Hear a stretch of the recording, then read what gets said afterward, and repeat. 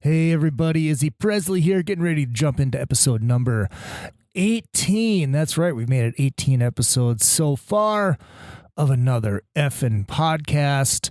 And before we get into it, just want to tell you about our sponsors, Rockstar Leatherworks. Check them out. Go to their website, rockstarleatherworks.com. Check out their leather bands and watches. They are handcrafted, high-quality leather gear. You're going to love them. You're going to go on there and you're going to look through and you're going to see, oh my God, this shit is amazing. I've got to have one of these for myself, and you're going to order it and you're going to get it fast because they're very fast shipping. After, you send in all your things that you need, like your wrist size, and then tell you how to size your wrist and all that kind of stuff. Tell them the watch that you want. Tell them the band that you want. And they'll make it. And they'll ship it off, and you're going to get it and go, oh my God, this is awesome. I have to have another. I have to accessorize. You'll love it. RockstarLeatherworks.com. That's RockstarLeatherworks.com. One Stop Auto here in Highland Park in Los Angeles, California. Let me tell you something about these guys. If you're in the LA area and you need yourself a used car, go see them, because they will get you taken care of, and I'll tell you why. They're one of these places where, no credit, bad credit, no problem, that kind of thing. They were able to get my sorry ass credit ass approved, and I am now driving a BMW. They got me hooked up. Check them out. It's onestopauto.com. The number one, stopautolaw.com. The number one, stopautolaw.com. Like I said, they got me approved. I got approved. I'm driving a BMW. You can too, if you're in the LA area, of course. Hairballonline.com. They will be, where are they going to be this weekend? Let me check it out. So good. Oh, I clicked on the wrong one. Here it is. May 9th, Dickinson, North Dakota, the Dickinson Recreation Center. May 10th, Fargo. That's on Saturday, Fargo, North Dakota, at the Fargo Marathon. Next weekend, Hastings, Minnesota, at the All Saints Festival, and Manchester, Iowa on the 25th at the Delaware County Fairgrounds, and Des Moines on the 29th, Simon Estes Riverfront Amphitheater, however you want to say that. Three Sides of the Coin podcast. Check those guys out on Spreaker, on iTunes, on iHeartRadio, on YouTube, on Facebook, wherever you want to find them. If you like Kiss, you will love that podcast. Also, if you want to take care of the show, most importantly, the PayPal is izzy.presley@gmail.com. That's izzy.presley@gmail.com. Help me support the show. Help keep the lights on. Help keep the internet on. And I'll keep bringing you this content. Now, without further ado, after 3.5 minutes of commercial, let us get into another effing podcast. Episode number 18. You kids with your loud music and your Dan Fogelberg, your Zima, hula hoops, and Pac-Man video games, don't you see? People today have attention spans that can only be measured in nanoseconds.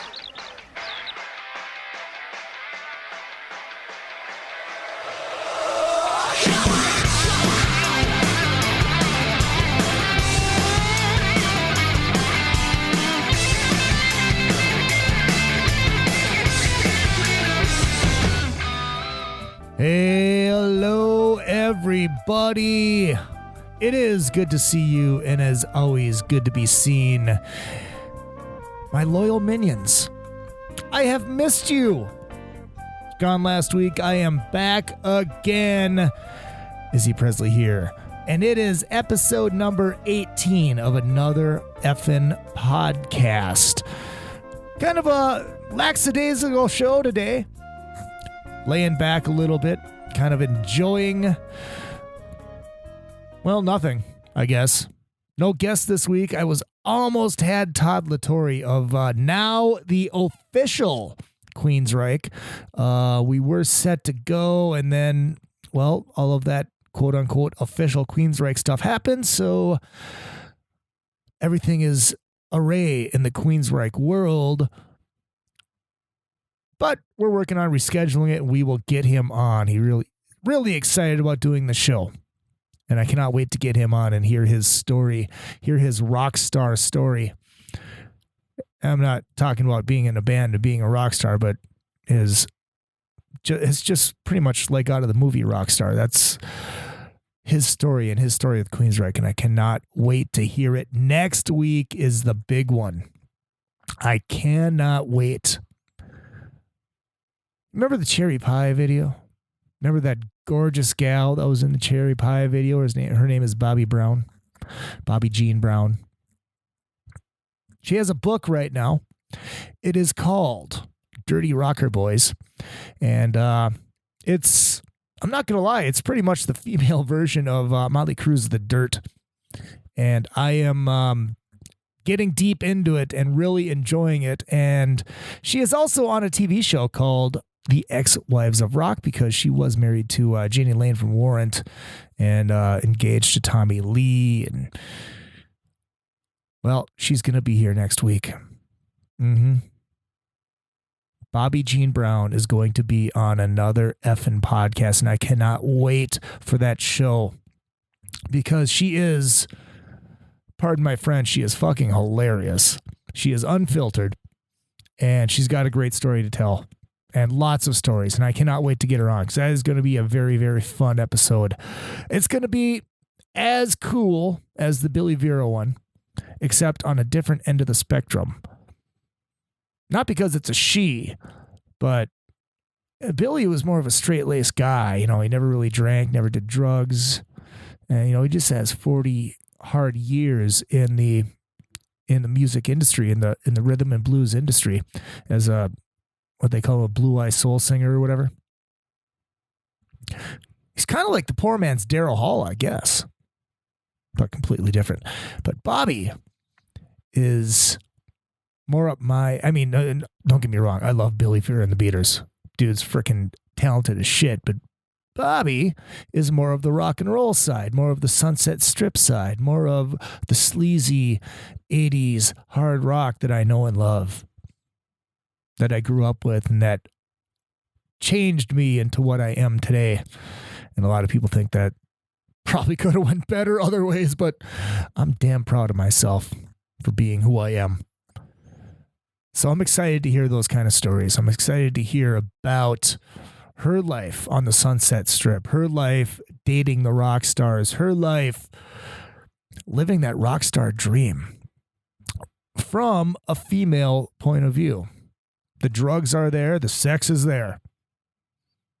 Oh, the sex is there, and oh, the drugs are there. She came out alive. She came out with a story to tell, and we are going to get into that very, very deep and in a very entertaining way next week. So, next Sunday, right here on another fucking podcast.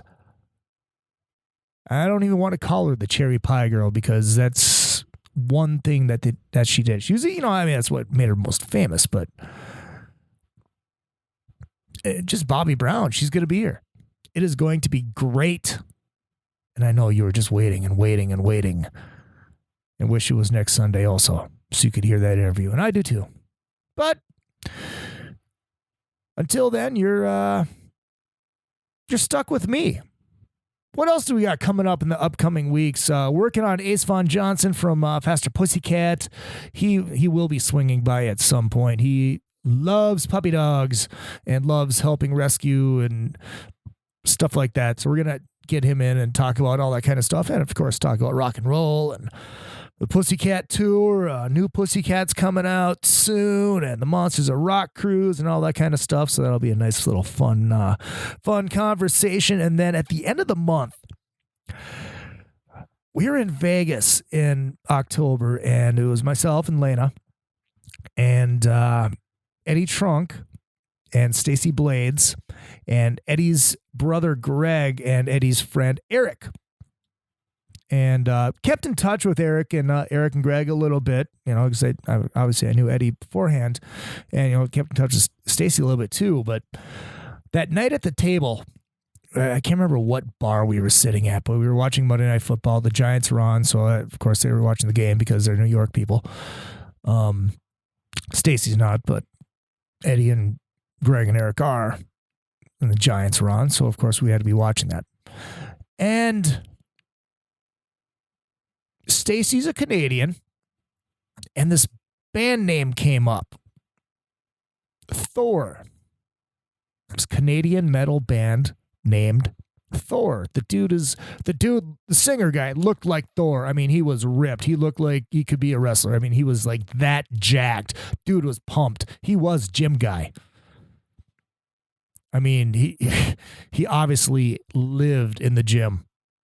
Huge, monstrous. He was Thor. The long blonde hair. Dude looked like He-Man. Well, that was his band. Thor. Well, they are going to be playing a club in Hollywood on the 24th, I believe it is, called Loaded. And I have to go. I just have to go. Well, Mr. Thor happens to live in Hollywood, lives in Los Angeles. So I think, in fact, I know, I gotta have Thor on the show. What do you think? Should I have Thor on the show? Yeah, I think I need to. Maybe I'll get him on the weekend prior to when he's playing at Loaded so he can help pimp the show a little bit. What are we going to get to today? Well, last night was Sunday night, and I usually record on Sundays, but I was just tired and I was like, shit, I don't have a guest, and fuck it. I'll do it on Monday.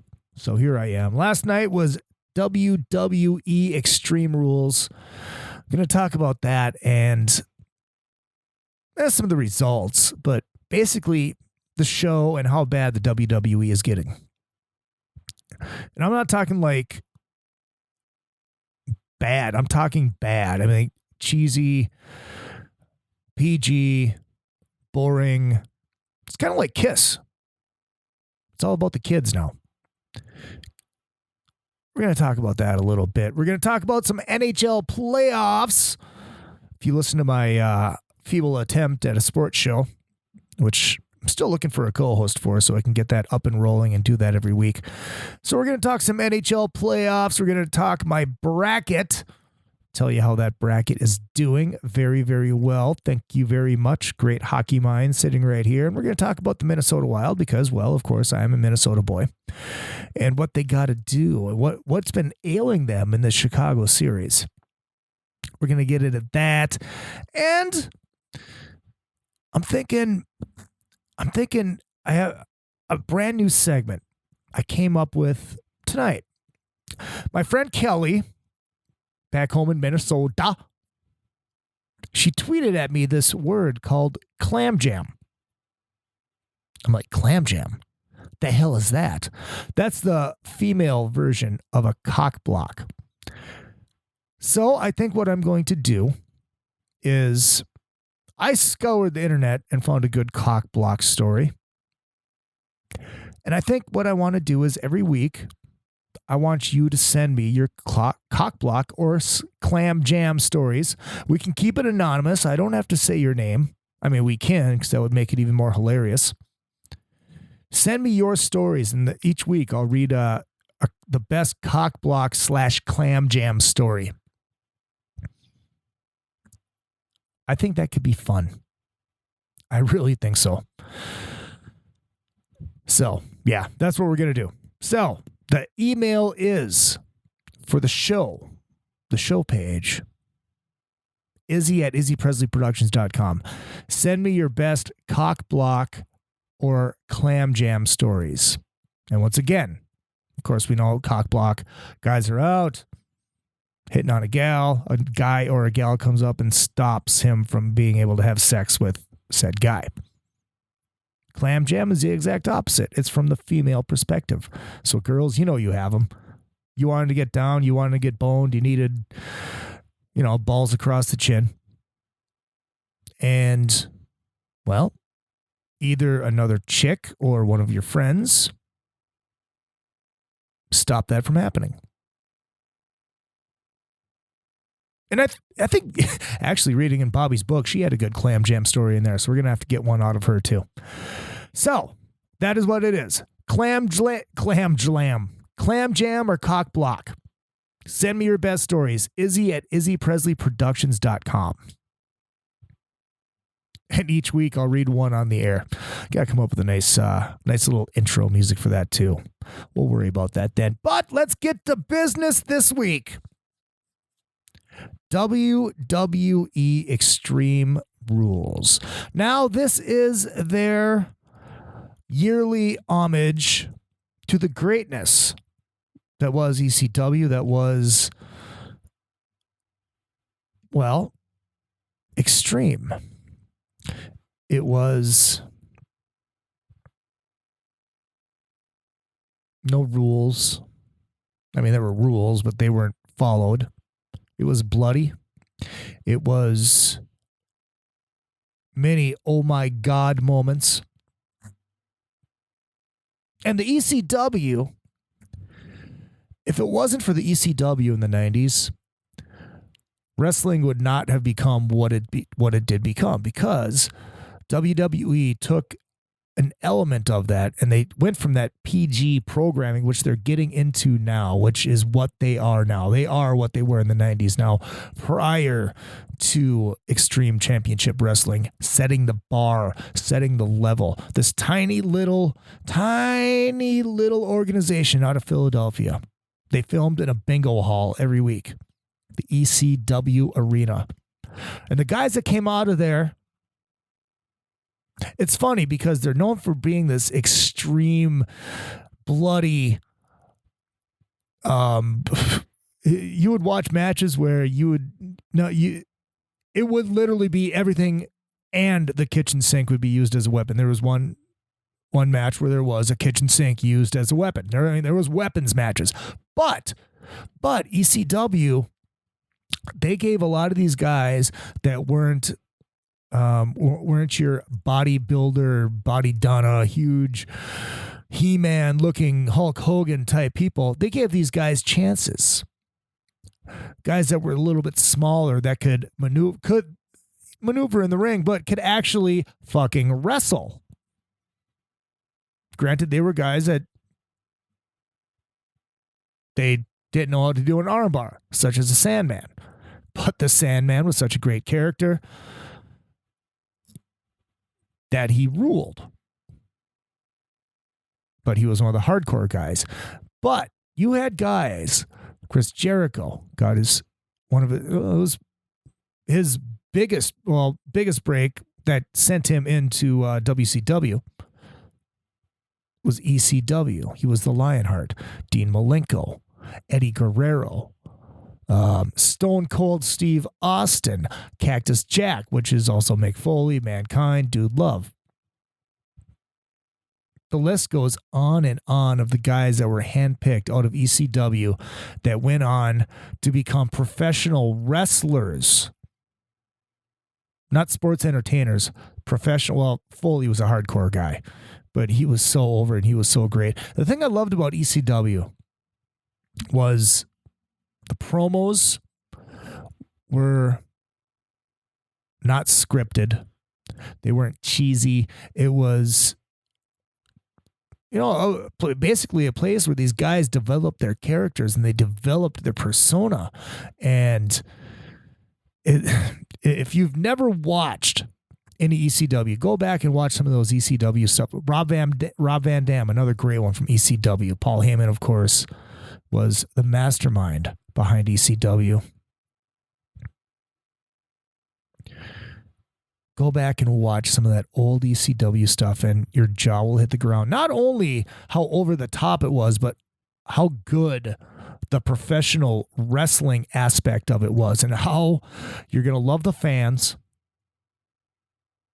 The fans were brutal. All these chants that you hear now, this is awesome. That came from ECW fan. You fucked up. You fucked up. Came from ECW fan. You can't wrestle. ECW. You sold out. You sold out. ECW. Signs. The ECW fan took signs over the top. The one that stands out is the one that Mick Foley talks about quite often. Well, yeah, and he actually had a great promo about it, and I'll post that on the show page. Kane Dewey. Sandman had a kendo stick, and he would whack the shit out of people with it, and somebody had a sign that said Kane Dewey. Now, Dewey was Cactus Jack McFoley, his 4-year-old son at the time. And he went on to do this promo. This amazing promo. I would play it for you. Should I play it? You know what? Hold on a second. I'm gonna ponder this for a second. Nah. I can't do it. It's like over 11 minutes long. I contemplated playing that promo for you because it is definitely one of the best promos in the history of professional wrestling. Cactus had a way with his promos in ECW. He was one of the best. I'll put it on the show page on Facebook. It's facebook.com/anothereffin podcast. That link will be up there by the time you are listening to my face right now. So check that out. So that's kind of what ECW was. It was it was hardcore. It was over the top. It was extreme, but there was some damn good wrestling, and there was a lot of blood, and it was fun, and it was awesome. So now that WWE owns everything else, they own everything. They own ECW. They own WCW. Everything. It's basically, they are the only game in town. You have Ring of Honor, and you have a couple indies out there, but it's not like it was back in the day with the territories and all that stuff. And when I get a wrestler in here, we're going to talk about all that. That's moot to this conversation. This conversation is about WWE Extreme Rules 2014, which happened last night. And being now that they are a PG company again, why even have an Extreme Rules pay-per-view when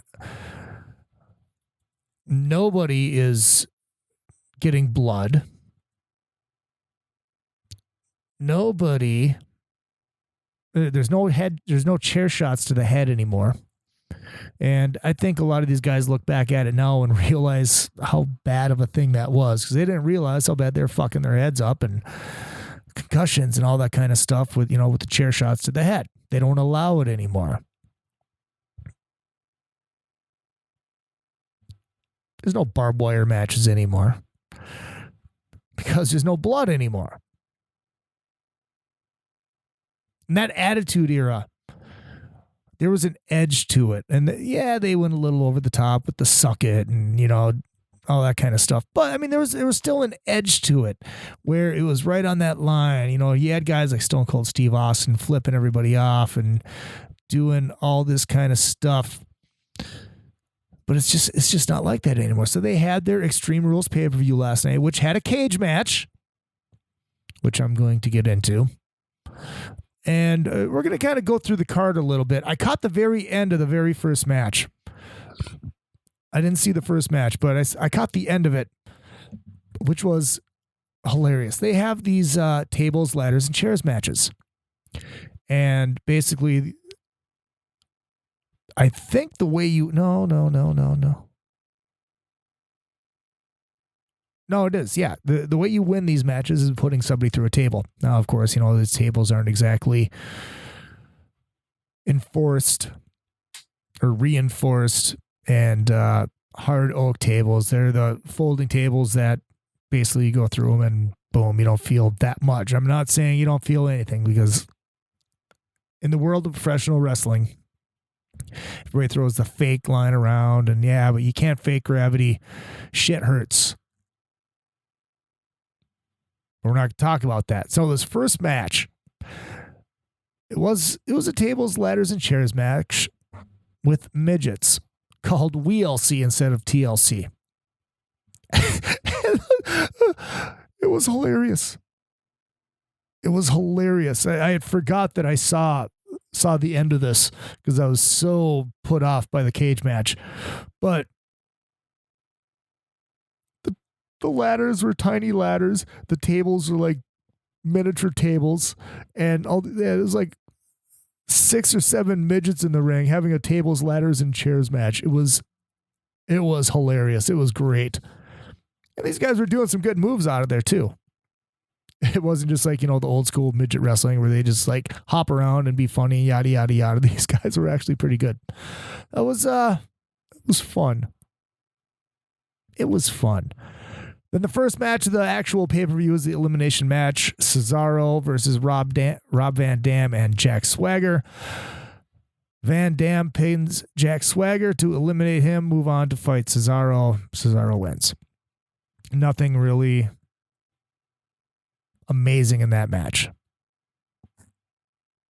I mean, Cesaro and Rob Van Dam, they know their way around the ring. They're actually professional wrestlers in this world of sports entertainment. So it was all right, but they ruin everything by putting this Extreme Rules moniker on it. Because it's not extreme. In the PG world that they live in now, it is. But then they had this Alexander Rusev, some Russian guy. I don't know even why this match was on the card. I don't even care about that match. Intercontinental Championship. I'm just going to skip all that shit. Because, whatever. Let's get to the cage match. John Cena versus Bray Wyatt. Now, the Wyatts, if you don't follow the WWE that closely or don't follow it all, you might or might not know who the Wyatts are. It's this weird little cult group, I guess you could say. And Bray Wyatt is the leader. And, he's fighting John Cena. Now, it's not the characters that I care about who are in this cage match. It's a fact. The match actually wasn't that bad. And it had everything that you expect in a cage match. Now, the rules in this cage match is pinfall, submission wins. Pinfall or submission wins, or if you get out of the cage through the door or crawl over. And there was a lot of action that you would expect in a cage match with people getting thrown headfirst into the cage multiple times, face getting rubbed all over in the cage multiple times. And usually the way a good cage match is in a real cage match, somebody's going to get cut. Somebody's going to be wearing that crimson mask. Watch an old school Ric Flair cage match. When he gets cut, and I'm forgetting the phrase that the wrestlers use for when they get cut. Hold on, it's going to come to me. Get color. That's what it is. I knew it would come to me. Get color. Getting color. That means in wrestling terms, getting blood. And what they know from years and years of experience, red equals green. That's right. Blood equals money. But in the corporate world of the World Wrestling Entertainment, apparently not anymore, because you had a good match, outside interference. Yes, in a cage match, there was outside interference. But nobody got color. Nobody got color. Now, look, I'm not expecting a bloodbath. I don't think anybody is. You get every match has color. Yeah, it gets boring. It gets old.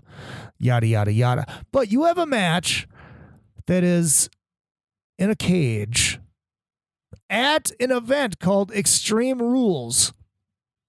And you got two guys who were putting on a good match. I mean, it's John Cena, so he's not good in the ring. But in a cage match like this, and basically he just got his ass kicked pretty much the whole time. He did his 5 moves of doom and yada, yada, yada. But in a match like this, he worked it pretty well. But yet, nobody got color. The way a good cage match is, it's like, yeah, they'll get ran into the cage once and get knocked over. Then the guy will look at him and go, oh, you're not bleeding yet. And they'll do it again and again and again. Then finally, oh, he's going to pop up. He's got color. Whether he bladed himself, which he usually does. That's usually how it works. They blade themselves. Occasionally it happens for real, but for the most part, yeah, they blade themselves. They get color on themselves. There was nothing. It's just not believable without a little blood. I'm sorry. This PG WWE is losing me. Look, they lost CM Punk. They lost the voice. A voice which I think they screwed the whole angle up on anyways. When it started out, before he won the title, before he was going to leave the first time, he dropped one of the best promos in the history of professional wrestling. And he was the guy that wanted change. He wanted it to be different. He wanted it to be good. He didn't want guys like John Cena, the same old shit over and over and over. He wanted it to be good. He wanted it to be entertaining. And he was champ for a little bit over a year. And he kind of changed a little bit over that, and they used him a little bit differently, and they kind of changed the way he thinks, and yada, yada, yada. So they lost that. And now he walked out on his contract, which is up in a couple months. People think he may be coming back, though, because AJ's gone. AJ Lee, very hot female wrestling entertainer.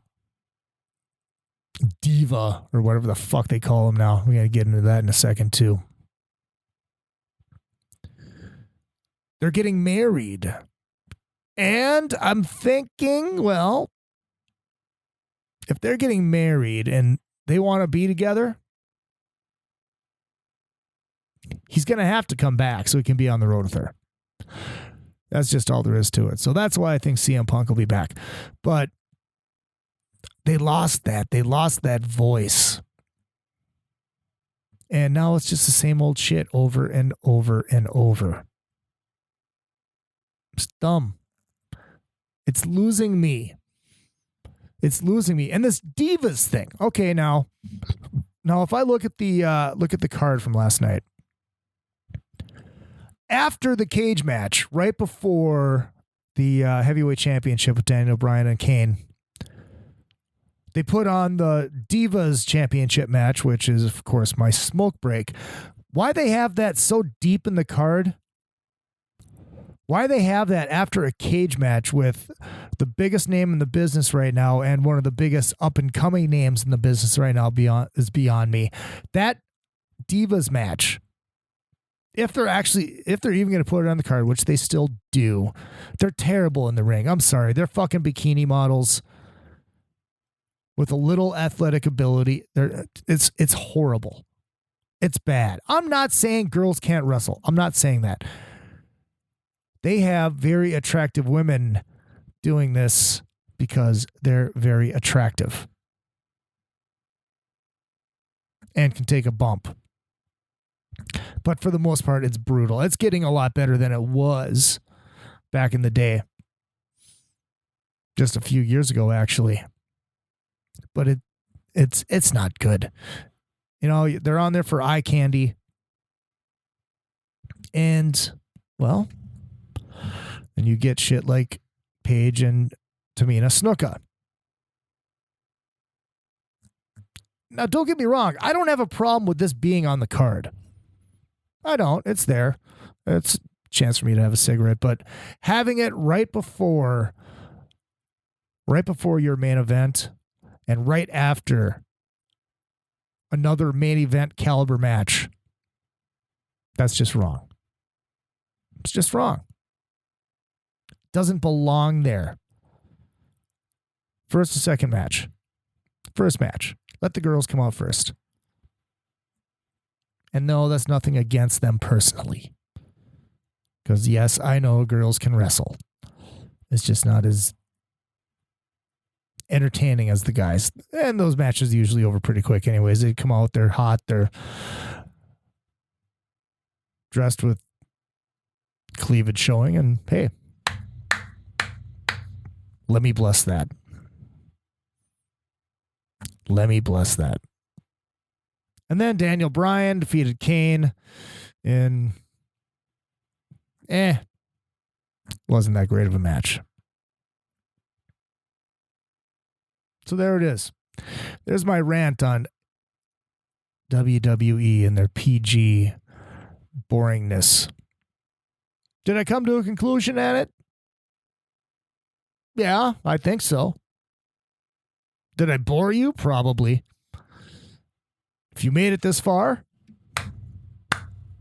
slow clap to you. Now, let us get on to the NHL playoffs. Now, my predictions for round one. I'm going to go over these again in case you did not listen to Mindless Sports Babble. Colorado and Minnesota. I took Minnesota in 6 games. They won it in 7. St. Louis and Chicago. I took Chicago in, did I say 5 or 6? Chicago won. Ducks Stars. I took the Ducks. Kings Sharks. I said that one would go 7. That did go 7. The Kings came back from down 3-0, 3 games to nothing, and won the next 4. It's the 4th time in the history of the NHL Stanley Cup playoffs that has happened. So, Western Conference, I'm 100%. Bruins Red Wings. I picked the Bruins. Canadiens Lightning. I picked the Canadiens. Both right. Bruins and Canadiens both won those series. They're playing each other now. Penguins and Blue Jackets. I picked the Penguins. Penguins won. And Philadelphia and New York. I said that would go 7. It did. And I picked the Flyers. And I was wrong. So, I'm 7 out of 8. Round 1. We are in round 2 as it speaks. So these are the matchup as it goes. Chicago and Minnesota. That is the Blackhawks and the Wild. Reliving the rivalry. Secord still sucks. Kings and Ducks.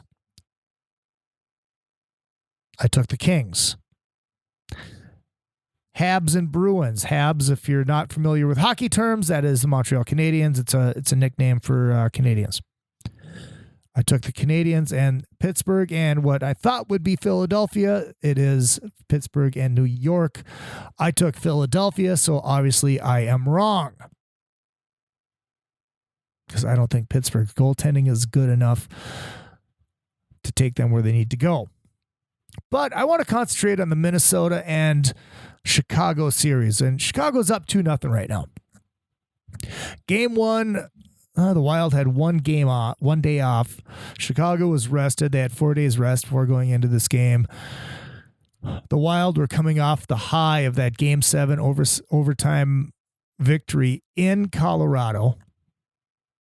Get into Chicago, I think they get in there about 6 a.m. the next day. Something like that. Obviously have the day off. Play the next night. Game 1 in Chicago. Chicago wins. The Wild played a tough game. The Wild could have won that game. They ended up losing on Sunday too in the afternoon game. And pardon me. Hearing all the breakdowns and the blame is going around. Not excuses. It's more the blame. Oh, Brizgalov, he's just not that good, and he's just letting in easy goals, and that's wrong. That's wrong. Brizgalov has been standing on his head Patrick Kane put something over his shoulder that had maybe, I don't know. He had enough room to get the puck in. That's it. And he had to put it up over his shoulder on his backhand. Precision. That goes in once every 50 or 60 times probably. Well, he's got to make those easy saves. That shouldn't even been open. Fuck you. You're an idiot. I'm sorry. Brizgalov is not why the Wild are losing the series. They're losing the series because a couple of reasons. One, they're missing the net. Game one, I think, by the time the third period started, they had 17 misses. And they were out shooting. They were out shooting Chicago. They were out playing Chicago. But they missed the net about 17 times. Therefore, there's no rebounds. Just, boom, it's off the glass. Have to go back and get it. You need to put the puck on the net. And I think this is the thing that I think that people are forgetting about in this Chicago-Minnesota series. And I said this from the start. For Minnesota to win this series, they got to be physical. They have to take the body. They have to, I believe my exact quote was, knock their dick in the dirt. Knock them off the puck. Get them off their game. Knock them around. Have them looking over their shoulder. They got to know, they got to think in their head that somebody's coming and somebody's going to hit them. This is playoff hockey. Go back to last year. Go back to the one game that the Wild won in that series last year. Chicago beat the Wild 4-1 in round one of the playoffs last year. The one game that Minnesota won, they were knocking their dicks in the dirt. They were knocking them over. They were knocking them off the puck. They had them rattled. They're not doing that right now. And one of the reasons that they aren't doing it right now because they are missing a man by the name of Matt Cook. Now, as we all know, Matt Cook had an unfortunate incident in the Colorado series when he was going to, oh man, he was taking a run to hit, what the hell is that dude's name? Why is it why am I forgetting this here? Hold on. Suspension. Breaking down Matt Cook's suspension. Here we go. Now, he was suspended 7 games for this hit on, where the fuck is it? I just had it. All right, here we go. April 22nd, 2014. All right.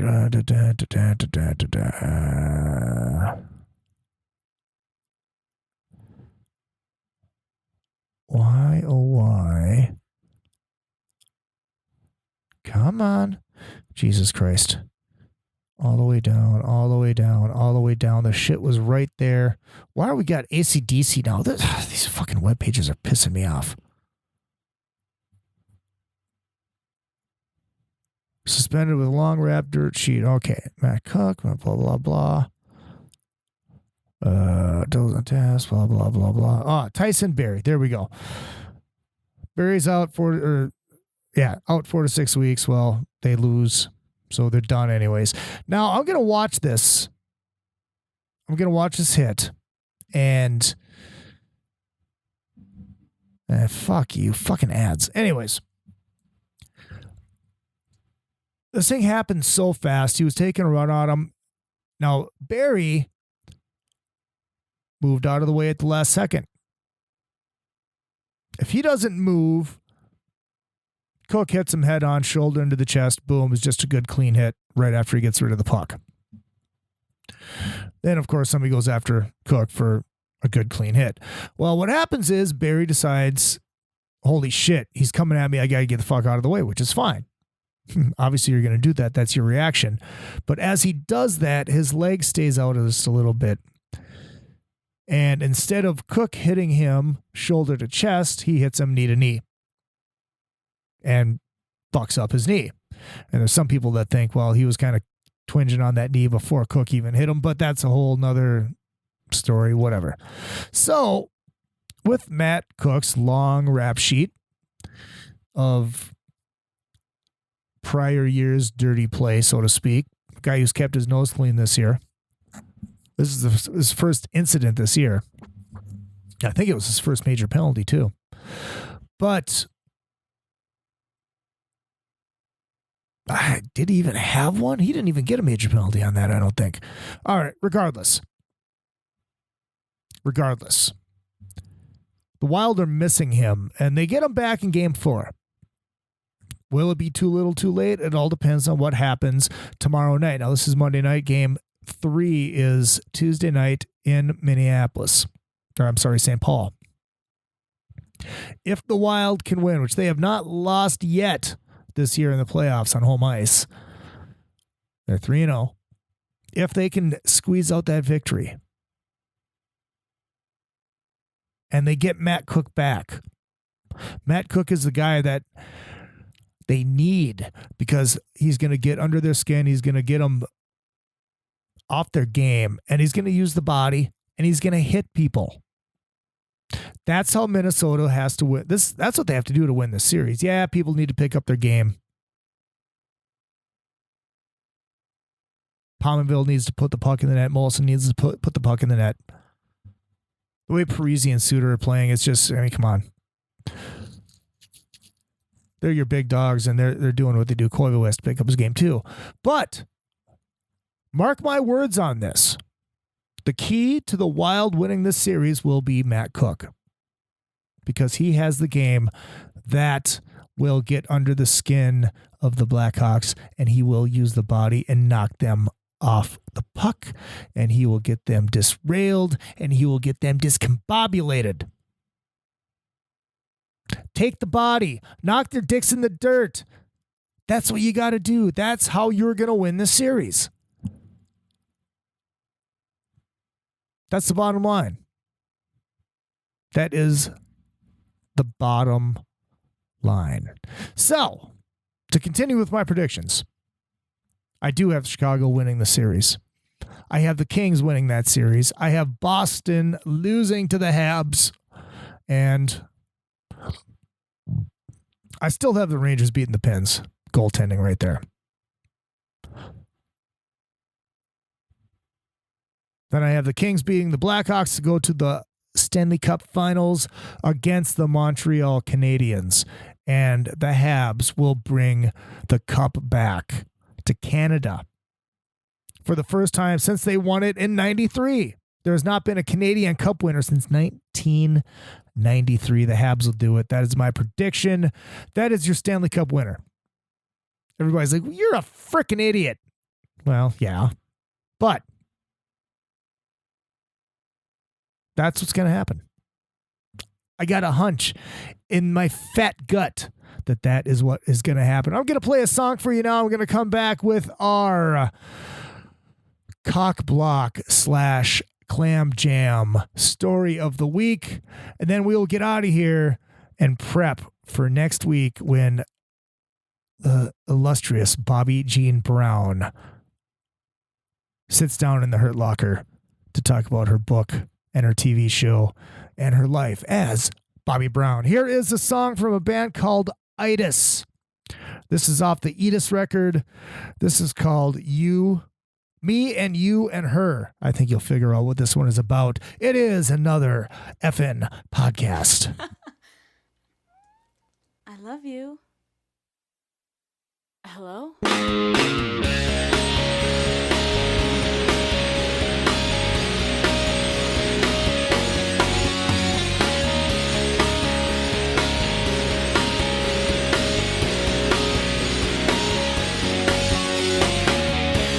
Something's missing in our life.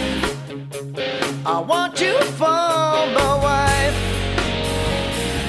I love you too. Still can't help but think twice. The one-on-one is nice, it just won't do. Throw away your dad's morality, your mom's conventionality. It's not for me. If it were me and you and you and her and me, we'd be so happy together. Whoa, whoa, me and you and her. She could help you cook and clean, and she'd know just what you mean. Someone who listens. And as I snore away the night, well, she could always hold you tight. It's what we're missing. Throw away your dad's morality, your mom's conventionality. It's not for me. If it were me and you and you and her and me, we'd be so happy together. Whoa, whoa, me and you and her.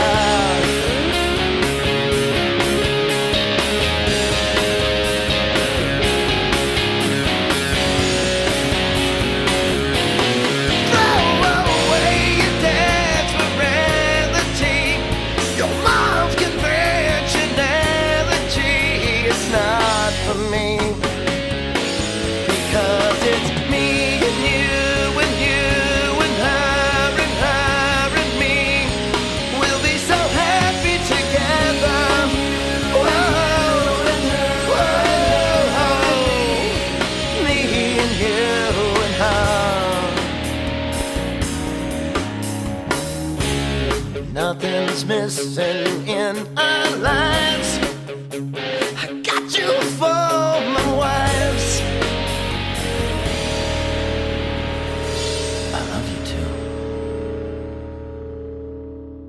too. That was itis with Me and You and Her. Find them on iTunes. Buy their stuff. It is hilarious in a good rock and roll kind of way. They have some really funky covers. They have a version of on that. It was off the itis record. On that record, they have a version of If I Only Had a Brain. It's called If I Only Had a Dame. I'll play that in the weeks to come. It is fucking hilarious. It is vulgar. It is triple X, and it is awesome. People that listen to the show regularly, you will absolutely love it. I'm running out of time here. I was going to get into the Golden Gods. One thing in the Golden Gods that popped out, so they streamed it as they were recording it. It's gonna be on VH1, and it's a heavy metal award show put on by Revolver Magazine, and so they were honoring the fallen heavy metal rock stars for the past 10 years, the guys that have left us. And Zakk Wylde comes on and he does this piano version of In This River, which he wrote when Dimebag got killed, one of his best friends, Dimebag Darrell from Pantera. And so he's playing the song, and the video screen behind him, they put up like Ronnie James Dio, the bands that he was in and all that stuff, and going through all these people. And they get to Janie Lane. And right before Janie Lane, they had one of the guys from Motorhead that had passed on from one of the earlier versions of Motorhead. And, well, Janie Lane pops up, and they have his dates. And instead of saying Warrant, it says Motorhead. Janie Lane in Motorhead. Obviously wrong. Obviously a mistake. Now, I don't know if it was... I'm assuming it wasn't some kind of sick joke. I'm assuming it was a mistake. And I'm assuming that the person that did that probably got reprimanded.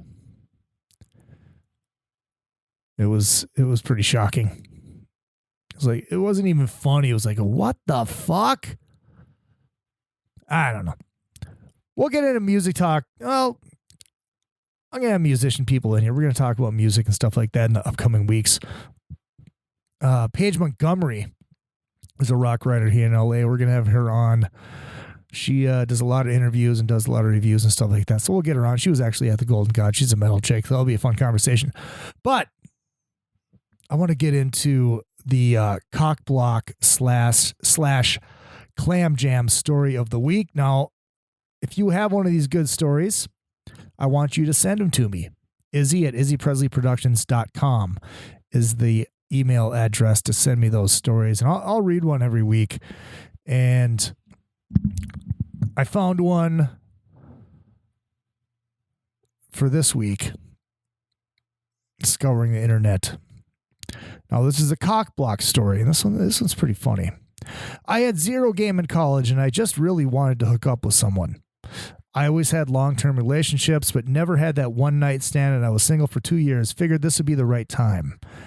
Chatting up some girl in the bar, I knew shit's going good.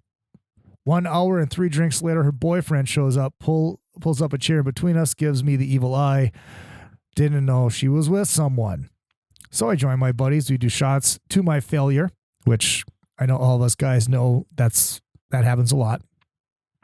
Girl comes back with some other girl. Introduces her as my single friend. Her and I hit it off. Shit's going good again. We leave the bar to, quote unquote, get more drinks in my room.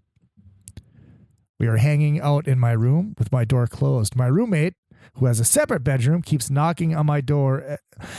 I go out there and he's all pissed off at me for bringing a girl home. He's pissed I didn't find someone for him, which wasn't my responsibility. The problem is he's loudly communicating this by saying things like, you bring home a slut and now I got to listen to you pound her shit. And do you expect me to take sloppy seconds? She gets understandably pissed and leaves. Cocked block twice in one night. The roommate and I are no longer friends for more reasons than that, but that is a damn good one right there. Cock block twice in the same night. Oh, that's fucking brutal. So, I know you've all got your stories. If you got cock blocked or clam jammed, please send them to me. Izzy at izzypresleyproductions.com. If you want me to be discreet and not say your real name, that is fine. That is fine. But send them to me. Izzy at izzypresleyproductions.com. I am going to make like a tree and get out of here next week. Oh, I cannot wait. Bobby Brown will be in studio. She'll be right here in the Hurt Locker talking about her book, Dirty Rocker Boys, talking about her TV show, The Ex-Wives of Rock. A lot of stuff I want to get into with her, and it's going to be a funny conversation. I cannot wait. Don't forget, check out Rockstar Leatherworks. RockstarLeatherworks.com. Get yourself a glorious leather band or watch. If you're in the LA area and need a car, OneStopAuto.com. They got me approved. I'm driving a BMW. Believe that or not, it's true. It happened. They got me hooked up. They can get you hooked up too. It's the number one, StopAutoLA.com. Check out Hairball and all their dates coming up. HairballOnline.com. Check out Three Sides of the Coin, the Kiss podcast. If you're a Kiss fan, you'll utterly enjoy that. And the podcast that I just joined with the two guys that do Three Sides of the Coin, Tommy Summers and Michael Brandvold, called Dropping the Needle. We recorded the first one on Sunday, which was yesterday. And that will be up sometime this week, and I'll make sure to share that with you too. So, until then, oh yeah, if you want to take care of the show, izzy.presley@gmail.com is that's your PayPal address. You can support the show, and it'll only keep getting better. I will see you next week with Bobby Brown in studio. I do love you all.